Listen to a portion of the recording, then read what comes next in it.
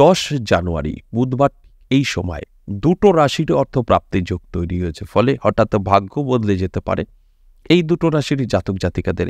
এই নিয়ে বিস্তারিত আলোচনা করব, আর আপনাদের অনুরোধ করব সম্পূর্ণ প্রোগ্রামটা দেখুন, অনেক কিছু জানতে পারবেন, অনেক কিছু বুঝতে পারবেন। দেখুন, আমি প্রত্যেকটা দিন কোনো না কোনো রাশির অর্থপ্রাপ্তির যোগ তৈরি হয় তাদেরকে নিয়ে আলোচনা করি, মানে তাদের অ্যালার্ট করি যে আপনার অর্থপ্রাপ্তির যোগ তৈরি হয়েছে, আপনি অ্যালার্ট থাকুন।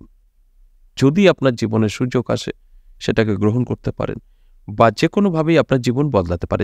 আপনি যদি না জানেন তাহলে তো সেই সুযোগগুলো গ্রহণ করবেন না। সেই জানানোর কাজটাই আমি করি, আর তারপরের কাজ আপনার। আপনি যদি অ্যালার্ট থাকতে পারেন, চোখ কান খোলা রাখতে পারেন, তাহলেই কিন্তু আপনার সাথে কিছু ঘটতে পারে। দেখুন, প্রত্যেক দিন কোনো না কোনো রাশির অর্থপ্রাপ্তির যোগ তৈরি হয়, তবে আগামীকাল কিন্তু মাত্র দুটো রাশির ভাগ্য বদলাতে পারে। কারণ এই দুটো রাশির জাতক জাতিকাদের জীবনে নানা দিক থেকে সুযোগ সুবিধা আসতে পারে, কারণ এই অর্থপ্রাপ্তির যোগ তৈরি হয়েছে। আর অর্থপ্রাপ্তির যোগ তৈরি হয়েছে মানে যে এই রাশিভিত্তিক দুটো রাশির বলছি এই দুটো রাশির সবার সাথেই মিলবে তা কিন্তু না। আপনাকে জানতে হবে এই অর্থপ্রাপ্তির যোগ কিভাবে তৈরি হয়, কোন গ্রহ দ্বারা তৈরি হয়। রাহু শুক্র মঙ্গল দ্বারা তৈরি হয়। আর এই রাহু শুক্র মঙ্গল যখন আপনার ভালো থাকবে তখনই কিন্তু এই অর্থপ্রাপ্তির যোগ তৈরি হবে। আর যখনই এই অর্থপ্রাপ্তির যোগ তৈরি হবে তখনই কিন্তু আপনার গ্রহগুলো যদি ঠিকঠাক থাকে অর্থপ্রাপ্তির যোগ তৈরি হবে। আপনার রাশি আমি বলবো মিলবে, সব কিছু মিলতে হবে, তবেই কিন্তু আপনার জীবনে সফলতা আসবে। আর যদি দেখা যায় অর্থপ্রাপ্তির যোগ তৈরি হয়েছে, গ্রহ ভালো নেই, আপনার ইচ্ছা নেই, তাহলে মিলবে না। ব্যালেন্স হতে হবে, ব্যালেন্স না হলে কিছু সম্ভব না। তাই আমি প্রত্যেকটা দিনই আপনাদেরকে বোঝানোর চেষ্টা করি, অনুরোধ করি যে একটু ভালোভাবে মন দিয়ে প্রোগ্রামটা দেখবেন, তারপর পুরোটা দেখবেন, তাহলে জানতে পারবেন যে আপনার সঙ্গে কেন মিলছে না, কেন মিলবে, সেই দিকগুলো আপনার ঠিক আছে কিনা, এগুলো বিষয় বোঝার। আর আমরা এগুলো করি না, আমাদের একটাই দাবি, আমার রাশি আছে, আমার সাথে মিলতে হবে, বাস এতটুকু। যখন মিলে না তখন হয়তো ভুল ধারণা তৈরি হয় যে কি প্রেডিকশন দিল, আমার মিলল না।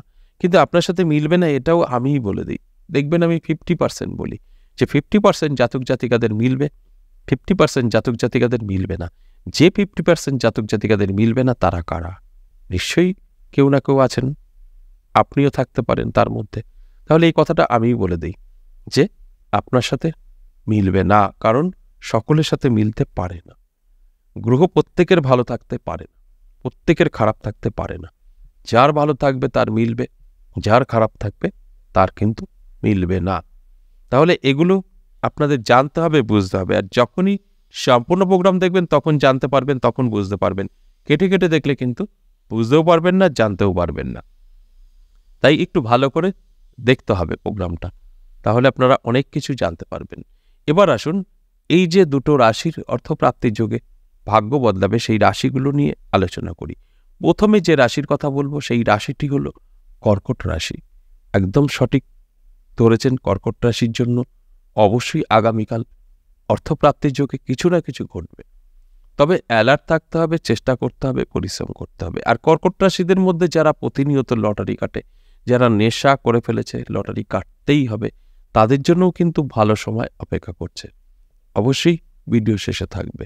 আর কর্কট রাশির মধ্যে যারা আজ প্রথম প্রোগ্রাম দেখছেন, যারা মনে করছেন যে কর্কট রাশি মানেই হয়তো লটারি কাটতে বলল, সময়ও বলে দেবে, আমিও কাটবো, তাদের উদ্দেশ্যে বলবো যে এটা সকলের জন্য না। এই যে লটারি কাটার সময়টা আমি বলবো সকলের জন্য না, কারণ এটা তো অর্থপ্রাপ্তির যোগ নিয়ে আলোচনা, লটারি প্রাপ্তির নয়। এটা অর্থপ্রাপ্তি। অর্থপ্রাপ্তির যে কোনোভাবে আপনার ঘটতে পারে, রাস্তায় পড়ে পেতে পারেন, পৈতৃক সম্পত্তি থেকে আসতে পারে, লটারি থেকেও আসতে পারে, আপনার গচ্ছিত অর্থ যেটা পাওয়ার ছিল না সেখান থেকে আসতে পারে, এইভাবে যে কোনোভাবে আসতে পারে। আর এইগুলো আপনাকে ভালো করে বুঝতে হবে। আর আলোচনা লটারি প্রাপ্তি সম্পূর্ণ আলাদা, লটারি নিয়েই হয়। তাই এটা আপনার জন্য কিন্তু নয়, যারা প্রতিনিয়ত কাটে তাদের জন্য সময়টা বলা হয়। আপনি কোনোদিনও লটারি কাটেননি, এই প্রোগ্রাম দেখবেন আর একটা লটারি কাটবেন, সেটা তো ঠিক না। আর যদি মনে হয় আপনার আদৌ লটারি থেকে প্রাপ্তি ঘটবে কিনা, কোনোদিনও একটু জানতে চাইছেন যে আমার ভাগ্যে কি লটারি আছে, তাহলে বলবো আপনি অবশ্যই আপনার পার্সোনাল জন্মছক বা হস্তরেখা বিচার বিশ্লেষণ করে নিন। সেখান থেকে আপনি সঠিক তথ্য জানতে পারবেন যে আপনার আদৌ লটারি থেকে প্রাপ্তি ঘটবে কি ঘটবে না। তাহলে আপনি সঠিক হতে পারবেন। 2 নম্বর যে রাশির কথা বলবো এবং সিংহ রাশি। আপনার যদি সিংহ রাশি হয়ে থাকে তাহলে আগামীকাল এই অর্থপ্রাপ্তি যোগে অবশ্যই আপনার ভাগ্য বদলাবে, হঠাৎ করেই ভাগ্যের পরিবর্তন ঘটবে।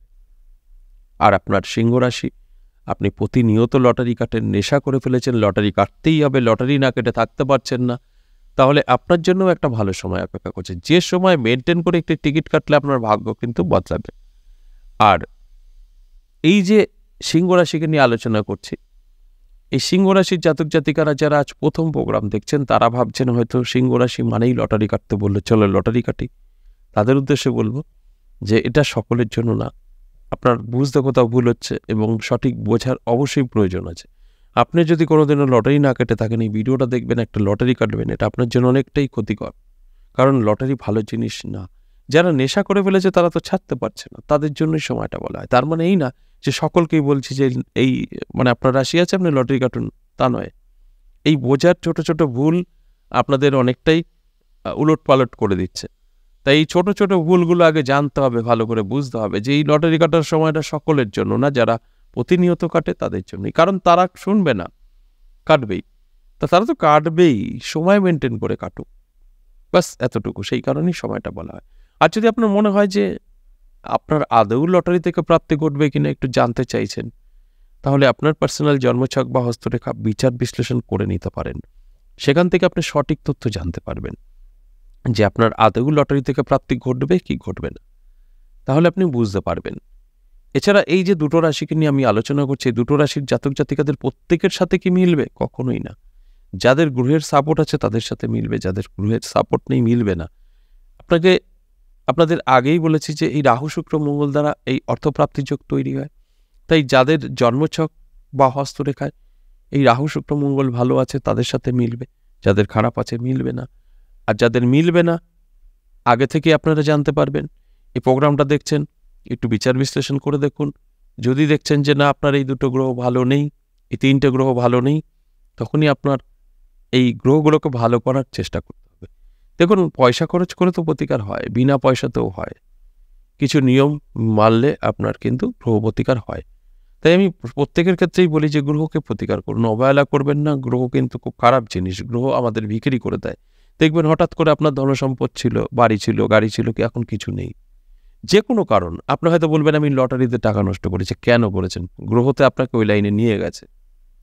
অনেকে দেখবেন ভালো অবস্থা ছিল, বড় ব্যবসা, পাকা বাড়ি, গাড়ি, স্ত্রী, সন্তান, হঠাৎ করে কোনো মার্ডার কেসে বা রেপ কেসে ফেসে গেল, পুলিশ ধরে কারাতে ঢুকিয়ে দিল, বাড়িঘর সব ছাড়া পাগল হয়ে ঘুরছে, জেলে কাটাচ্ছে। আপনি বলবেন এ তো অন্যায় করেছে তাই জেলে ঢুকেছে। অন্যায় ও করেনি, ওকে করানো হয়েছে গ্রহ থেকে। তাই গ্রহ আমাদের সবচাইতে বড় জিনিস। গ্রহ আপনাকে সর্বনাশ করে দিতে পারে, আপনার মানসিকতা খারাপ করে দিতে পারে। দেখবেন যদি শুক্র যদি আপনার খারাপ থাকে, মেয়ে লিখেছে ভাসবেন, একাধিক আপনার প্রেম হবে এবং অবৈধ, সেখান থেকে ফেসে যেতে পারেন, বাড়িঘর শেষ হয়ে যেতে পারে। মঙ্গল যদি হয় আপনার অ্যাক্সিডেন্ট হতে পারে, নানা দিক থেকে ক্ষয়ক্ষতি হতে পারে। রাহু কেতু হলে তো ব্যাপারই নেই, ভিখারি করে দেবে, বাড়িঘর, জুয়া খেলবেন, চারটা খেলবেন, মদ খাবেন, নেশা করবেন। তো এগুলো গ্রহর থেকে হয়। তাই গ্রহ আমাদের কিন্তু মান্যতা দিতেই হবে। তাই গ্রহ প্রত্যেকের ভালো রাখা উচিত। আরেকটা কথা বলি, এই অমাবস্যা, বকুল অমাবস্যায় আমি নবগ্রহ কবচের কথা বলেছিলাম, একটা কবচ ফিরিয়ে দেবো বলেছিলাম, সেটা তো হয়েই গেল।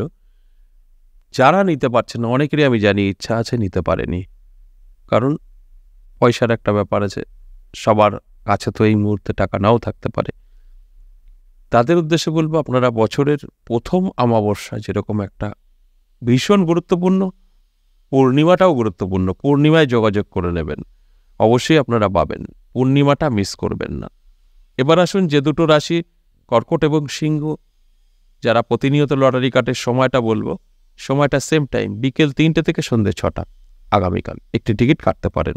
আর এই সময়টা যদি বের করতে না পারেন তাহলে রাহুকাল এড়িয়ে গিয়ে সারাদিন যখন খুশি কাটতে পারেন।